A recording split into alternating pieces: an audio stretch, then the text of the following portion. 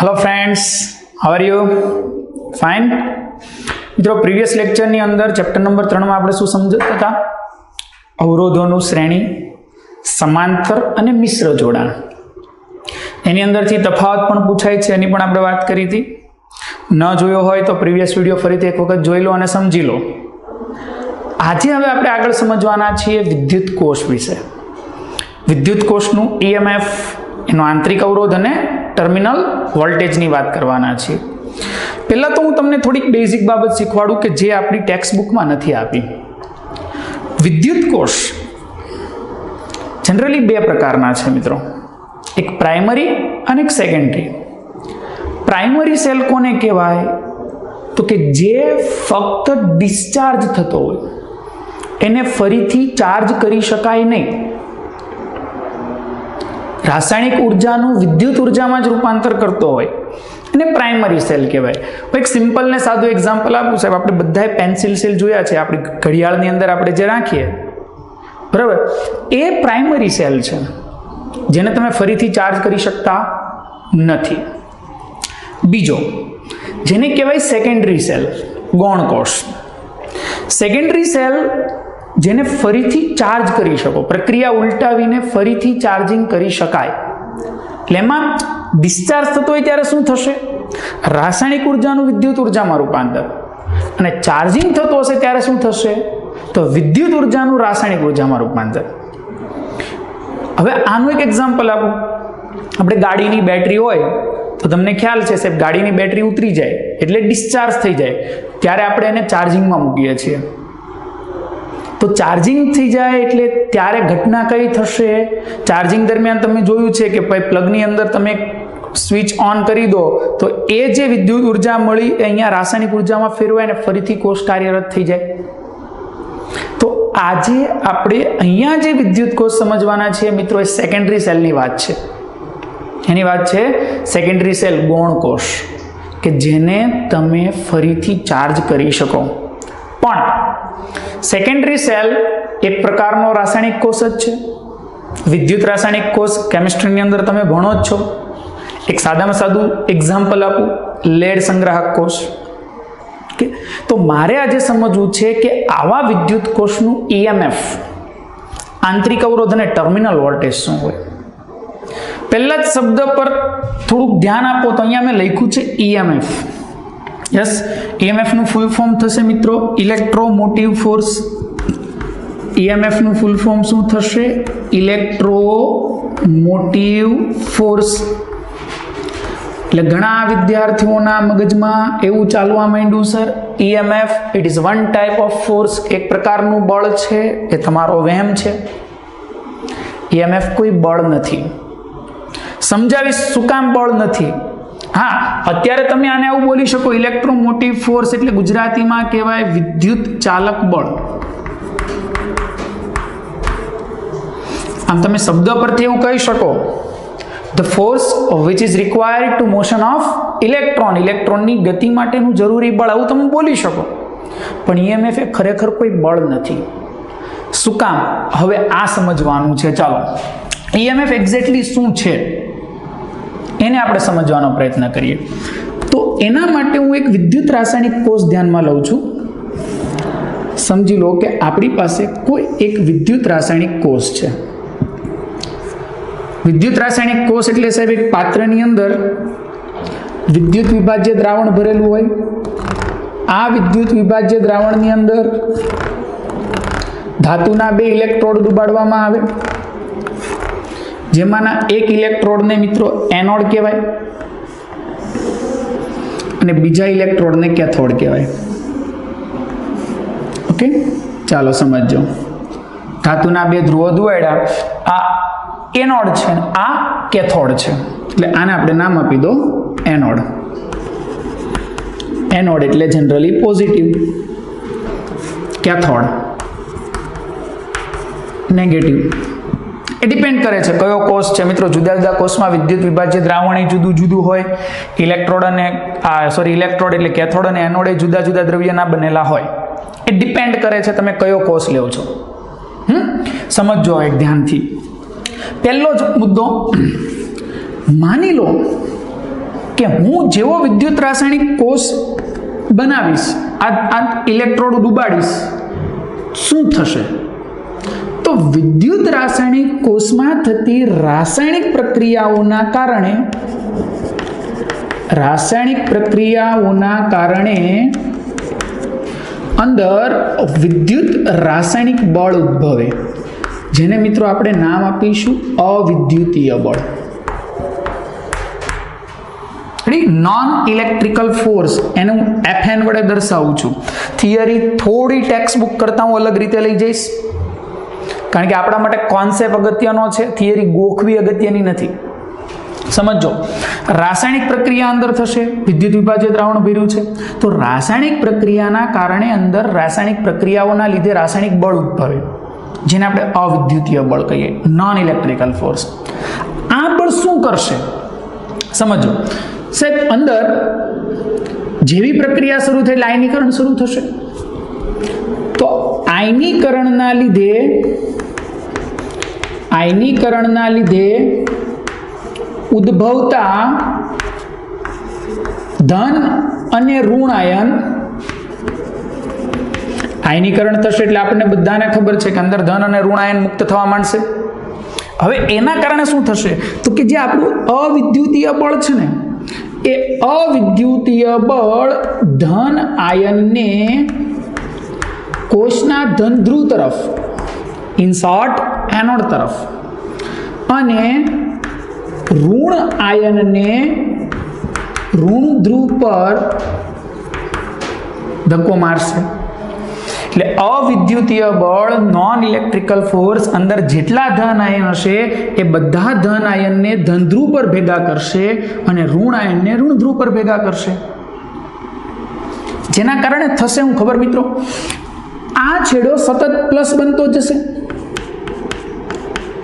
આમાં ધન ભેગા થાય છે, આ છેડો સતત માઇનસ બનતો જશે. કેમ કે અવિદ્યુતીય બળે શું કર્યું? FN શું કર્યું? તો કે સાહેબ જે પોઝિટિવ આયન હતો FN એને આ બાજુ લઈ ગયો, અને જે નેગેટિવ આયન હતો FN એને આ બાજુ લઈ ગયો. એટલે અહીંયા ધન ભેગા થવા માંડ્યા, અહીંયા ઋણ ભેગા થવા માંડ્યા. આના કારણે ક્રિએટ શું થશે સાંભળજો. આ છેડો ધન થયો, તો વિદ્યુત વિભાજ્ય દ્રાવણ અને એનોડ વચ્ચે વિદ્યુત સ્થિતિમાનનો તફાવત પેદા થયો. એટલે હું લખું છું એ આગળ, ચાલો આ એને એનોડ કહી દો, આને કેથોડ કહી દો, બીને. તો એ આગળ કંઈક વોલ્ટેજ ક્રિએટ થયો, જેને આપણે V+ કહીએ, અને બી આગળ આયનો ભેગા થવાના લીધે વોલ્ટેજ ક્રિએટ થયો, જેને V- કહું.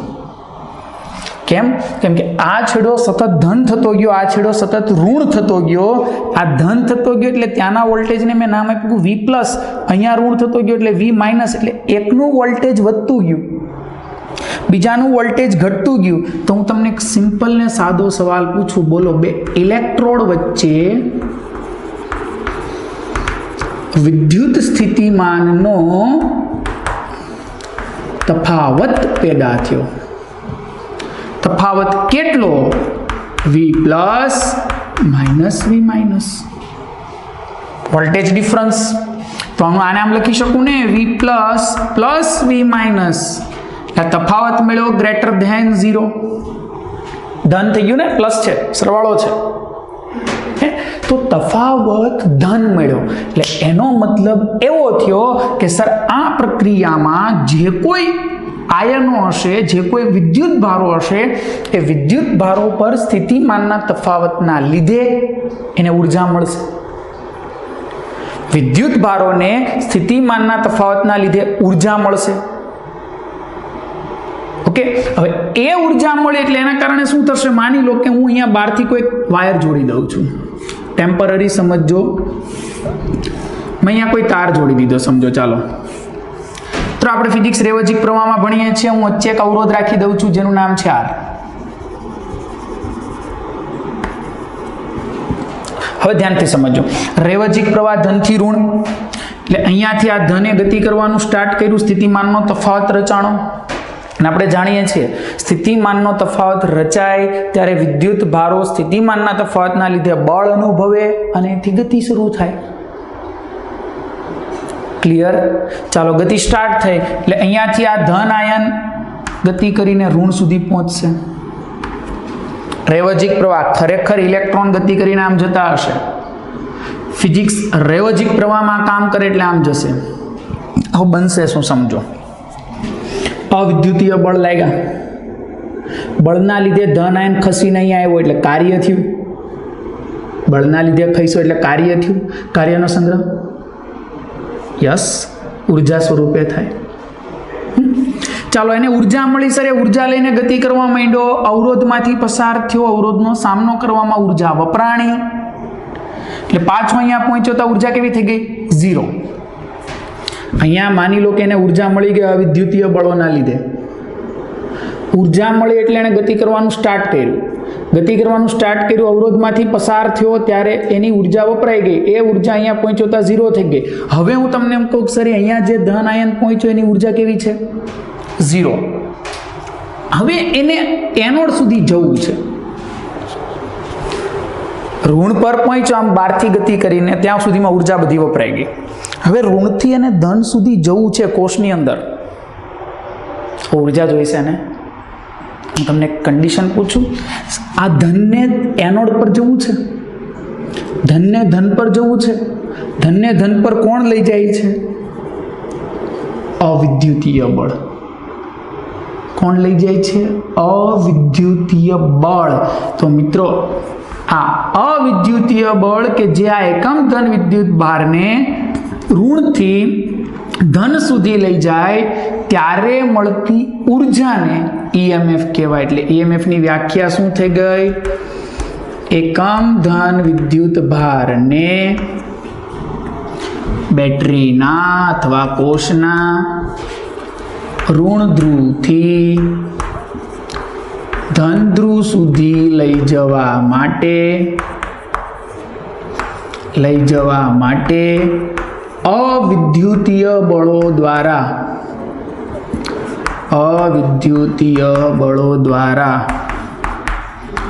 મળતી ઉર્જા અથવા થતા કાર્યને ઈએમએફ કહે છે. તો તમે એક વસ્તુ માર્કિંગ કરી, ઈએમએફની વ્યાખ્યા પરથી તમને આઈડિયા આવી ગયો ઈએમએફ કોઈ બળ નથી. શું છે? એકમ ધન વિદ્યુત ભાર દીઠ મળતી ઉર્જા, કરવું પડતું કાર્ય. સર આ વ્યાખ્યા ક્યાંક જોઈ છે. ચેપ્ટર નંબર 2 ની સ્ટાર્ટિંગ જુઓ તો જરાક. વિદ્યુત સ્થિતિમાન. વિદ્યુત સ્થિતિમાનની વ્યાખ્યા શું હતી? એકમ ધન વિદ્યુત ભારને અનંત અંતરેથી આપેલા બિંદુ સુધી લાવવા માટે કરવું પડતું કાર્ય. તો એવું જ થયું ને, એકમ ધન વિદ્યુત ભારને ઋણથી ધન સુધી લઈ જવા માટે કરવું પડતું કાર્ય. તો એનો મિનિંગ એવો થયો ને, EMF it is a one type of voltage. અને અહીંયા વોલ્ટેજ તરીકે કોણ છે? V plus V minus is equal to જ EMF જે ધન છે. એટલે હું કહેવા શું માંગતો હતો કે આ બે ઇલેક્ટ્રોડ વચ્ચે જે સ્થિતિમાનનો તફાવત છે એ જ EMF તરીકે વર્તે. EMF કોઈ બળ નથી. શું છે? એકમ ધન વિદ્યુત ભારને મળતી ઉર્જા, વન ટાઈપ ઓફ વોલ્ટેજ.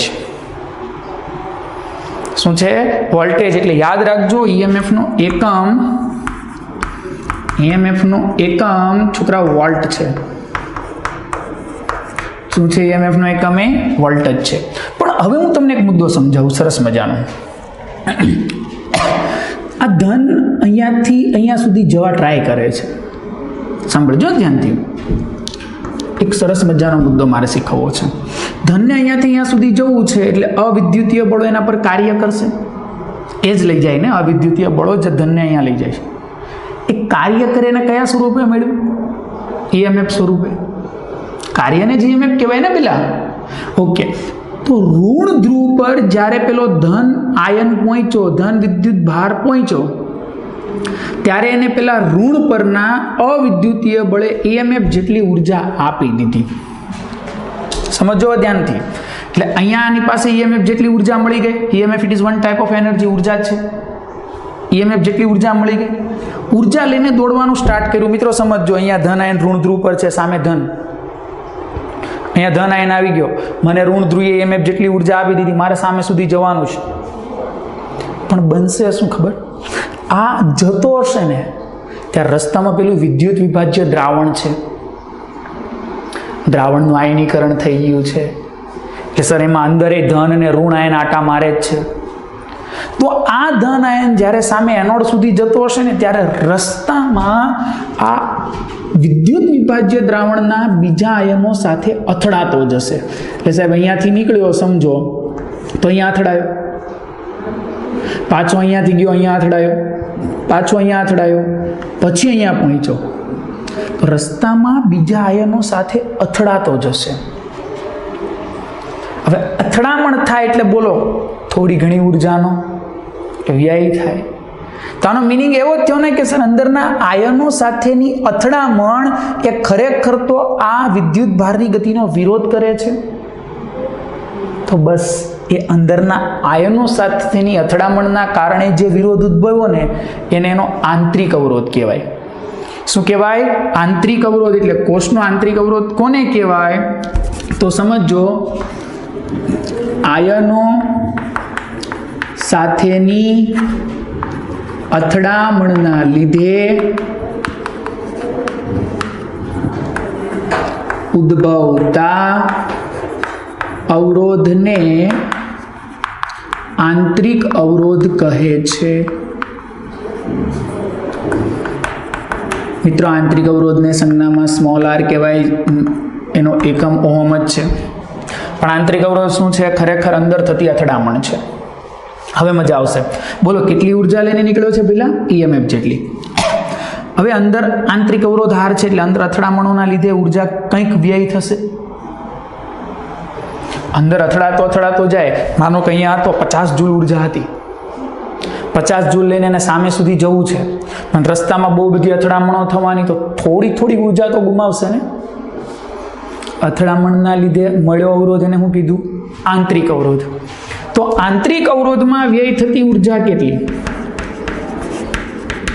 આંતરિક અવરોધમાં, ઇન શોર્ટ અથડામણમાં વ્યય થતી ઉર્જા, છોકરાઓને આર લખાશે કે ઉર્જા it is one type of voltage. વિદ્યુત સ્થિતિમાન જ છે ને ઉર્જા એ, અને વોલ્ટેજનું સૂત્ર V બરાબર IR, પણ અહીંયા આંતરિક અવરોધના લીધે લઈને કેટલી નીકળ્યો? EMF જેટલી. અહીંયાથી સામે પહોંચ્યો ત્યાં સુધીમાં રસ્તામાં કેટલી ગુમાવી? IR જેટલી. તો બોલો જ્યારે એ ધન આયન એનોડ સુધી પહોંચે ત્યારે એની પાસે વધી કેટલી? E minus IR. કેટલી વધી? E minus IR. બસ એને જ કહેવાય બેટરીના બે ધ્રુવો વચ્ચેનો ટર્મિનલ વોલ્ટેજ. શું કહેવાય? Terminal voltage. અને આ જે વ્યય થાય છે ને એના કારણે જ આપણા કોષ ડિસ્ચાર્જ થાય છે. જો આ વ્યય થતો જ ન હોત તો શું થાત?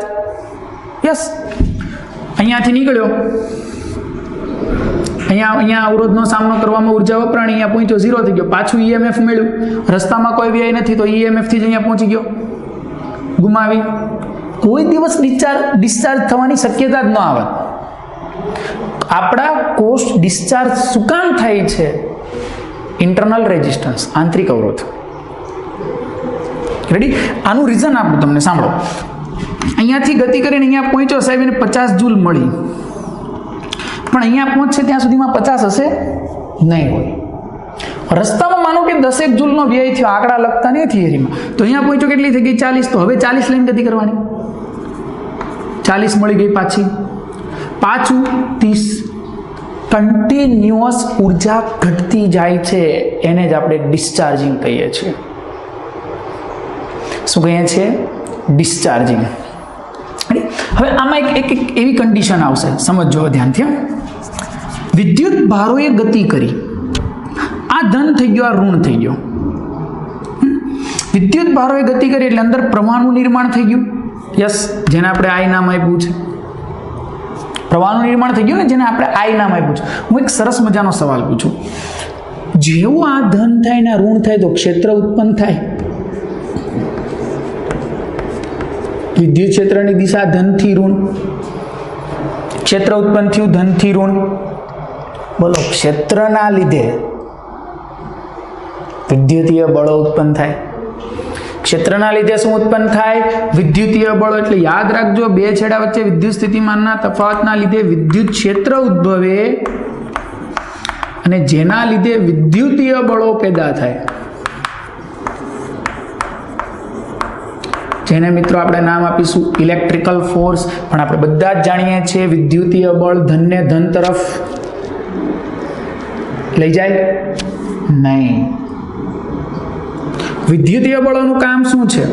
ચાલો હું તમને એમ કહું, પ્રોટોન પર લાગતું વિદ્યુતીય બળ એટલે ધન પર લાગતું વિદ્યુતીય બળ F બરાબર Q × E. ધન પર લાગતું વિદ્યુતીય બળ ક્ષેત્રની દિશામાં, છોકરા ક્ષેત્રની દિશા જો આમ છે ધનથી ઋણ, એનો મતલબ એવો છે કે ધન પર વિદ્યુતીય બળ ક્ષેત્રની દિશામાં લાગશે એટલે આમ જશે. ઋણ પર વિદ્યુતીય બળ ક્ષેત્રની વિરુદ્ધ દિશામાં લાગશે એટલે આના પર આમ લાગશે. તમે માર્કિંગ કર્યું, અવિદ્યુતીય બળ અને વિદ્યુતીય બળ વિરુદ્ધ દિશામાં છે. જેમ જેમ આ છેડો ધન થતો જાય, ઋણ થતો જાય, ક્ષેત્ર વધતું જાય, ક્ષેત્ર વધતું જાય, વિદ્યુતીય બળ વધતું જાય. એક સમય તો એવો આવશે ને કે જ્યારે તમારું વિદ્યુતીય બળ એ અવિદ્યુતીય બળ જેટલું, ઇલેક્ટ્રિકલ ફોર્સ અને નોન ઇલેક્ટ્રિકલ ફોર્સ ઇક્વલ થઈ જશે.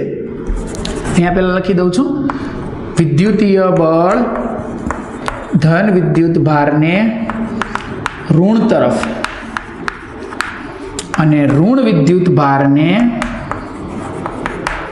ધન તરફ લઈ જાય છે. એક સમય એટલે એનો મતલબ થઈ ગયો Fn અને Fe ની દિશા પરસ્પર વિરુદ્ધ છે. કોઈ એક સમયે Fn બરાબર Fe થશે. અવિદ્યુતીય બળ સ્ટાર્ટિંગમાં લાગવા જ માંડ્યું છે ત્યારે વિદ્યુતીય નહોતું. જેમ જેમ ક્ષેત્ર ઉત્પન્ન થશે એમ એમ આ બળ વધતું જશે. એક સમય એવો આવશે કે બે બળ સમાન થાય. બોલો બે બળ સમાન થાય ત્યારે બોલો વિદ્યુત ભારોની ગતિ અટકી જાય, સંતુલન થઈ ગયું, ગાડી ઊભી રહી ગઈ, એકબીજાની અસર નાબૂદ થઈ, વિદ્યુત ભારની ગતિ અટકી ગઈ. એટલે બહુ મોટા ઉપાડે દોડતો તો બંધ થઈ ગયો. પેલા મોટા ઉપાડે હું કામ દોડતો હતો? ખાલી Fn હતું, ફોર્મમાં હતો, ભાઈ આપણને તો લગાડે જ છે. થોડી વાર લાગ્યું, મજા આવી બિચારાને, તો આવી ગયા વિરોધ કરવા વાળા. વિરોધ કરવા વાળા ધીમે ધીમે વધતા ગયા. એટલો બધો વિરોધ કર્યો કે આજે લગાડતો હતો ને એની જેટલો જ આમો વિરોધ થઈ ગયો. ભાઈ ઉભા રહી ગયા. વિદ્યુત ભારની ગતિ અટકી ગઈ. છોકરા વિદ્યુત ભાર ગતિ કરતો બંધ થઈ ગયો તો પ્રવાહ 0. હવે પરિપથમાં પ્રવાહ વહે નહીં, કેમ કે પ્રવાહ એટલે શું છે? વિદ્યુત ભારોની ગતિ. એટલે સ્ટોપ, બંધ થઈ ગઈ. વિદ્યુત ભાર અટકી ગયો, પ્રવાહ 0. અને પ્રવાહ 0 થાય એને પહેલા ઓપન સર્કિટ કન્ડિશન કહેવાય. શું કહેવાય મિત્રો? Open circuit condition. તો તમને આમાંથી સવાલ પૂછશે, ઓપન સર્કિટ કન્ડિશન વખતે ટર્મિનલ વોલ્ટેજ કેટલા હોય? EMF જેટલા. ઓપન સર્કિટ કન્ડિશન વખતે ટર્મિનલ વોલ્ટેજ એટલે ઓપન સર્કિટ કન્ડિશન વખતે મિત્રો V બરાબર E થઈ જશે, કારણ કે I કેવો છે? 0. ઓપન સર્કિટ કન્ડિશન વખતે I બરાબર 0. કારણ શું મેં કીધું? અવિદ્યુતીય બળ અને વિદ્યુતીય બળો સમાન થઈ ગયા અને બે પરસ્પર વિરુદ્ધ દિશામાં છે. તો પરિણામી બળ 0 છે ને પરિણામી બળ 0 હોય તો વિદ્યુત ભારોની ગતિ અટકી જાય. વિદ્યુત ભારોની ગતિ અટકી જાય, જેના લીધે ટર્મિનલ વોલ્ટેજ EMF જેટલા થઈ જાય. બીજી વસ્તુ, આપણી પાસે ટર્મિનલ વોલ્ટેજનું સૂત્ર છે V બરાબર E માઇનસ IR. V બરાબર E માઇનસ IR. હવે સમજો કે આપણે જે કોષની અંદર બાહ્ય અવરોધ R જોડ્યો હતો, આમાંથી પ્રવાહ I વહેતો તો કોષના લીધે જ, તો આના બે છેડા વચ્ચેનો વોલ્ટેજ IR થાય. આ બે છેડા કોની સાથે કનેક્ટેડ હતા? ઇલેક્ટ્રોડ સાથે. આ બે છેડા કોની સાથે કનેક્ટેડ હતા મિત્રો? ઇલેક્ટ્રોડ સાથે કનેક્ટેડ હતા. એનો મતલબ એવો થયો કે બે ઇલેક્ટ્રોડ વચ્ચેનો ટર્મિનલ વોલ્ટેજ એટલે અવરોધના બે છેડા વચ્ચેનો વોલ્ટેજ, તો V બરાબર IR લખી શકાય. માઇનસ ને આ બાજુ લઈ લો તો પ્લસ થઈ ગયા. I કોમન લઈ લો તો શું થઈ ગયું? E/R plus R. આ થઈ ગયો પરિપથમાં વહેતો પ્રવાહ. અને યાદ રાખો કે આવા કોષો જ્યારે પરિપથમાં પ્રવાહ વહેતો હોય ત્યારે ડિસ્ચાર્જ થતા હશે. શું કામ? પરિપથમાં પ્રવાહ વહેતો હોય ત્યારે આ ઉર્જાનો સતત વ્યય થયા કરશે, ગુમાવ્યા કરશે, એટલે એના વોલ્ટેજ ઘટતા જશે, જે ડિસ્ચાર્જિંગ કહેવાય. ત્યારે રાસાયણિક ઉર્જાનું વિદ્યુત ઉર્જામાં રૂપાંતર થતું હશે. પણ જો એ કોષને ચાર્જિંગ કરવો હોય તો તમારે એના કરતાં વધારે ઈએમએફ વાળા કોષ સાથે એને જોડવો પડે. શું કામ? વધારે ઈએમએફ વાળા કોષ સાથે જોડશો ને તો એ વધારે ઈએમએફ વાળા કોષની વિદ્યુત ઉર્જા આ લેશે અને એને એમાં ફેરવશે રાસાયણિક ઉર્જામાં. એટલે યાદ રાખો, કોઈ પણ કોષને ચાર્જિંગ કરવો હોય તો એના કરતાં વધારે ઈએમએફ વાળા કોષ સાથે જોડવો પડે. ક્લિયર? એટલે 5 વોલ્ટનો કોષ તમારે ચાર્જિંગ કરવો છે તો સામે 5 કરતાં વધારે વોલ્ટનો કોષ રાખવો પડે. આવા કોષોનું જે જોડાણ છે એ જોડાણની અંદર એ મિત્રો 3 વસ્તુ છે: શ્રેણી જોડાણ, સમાંતર જોડાણ અને મિશ્ર જોડાણ.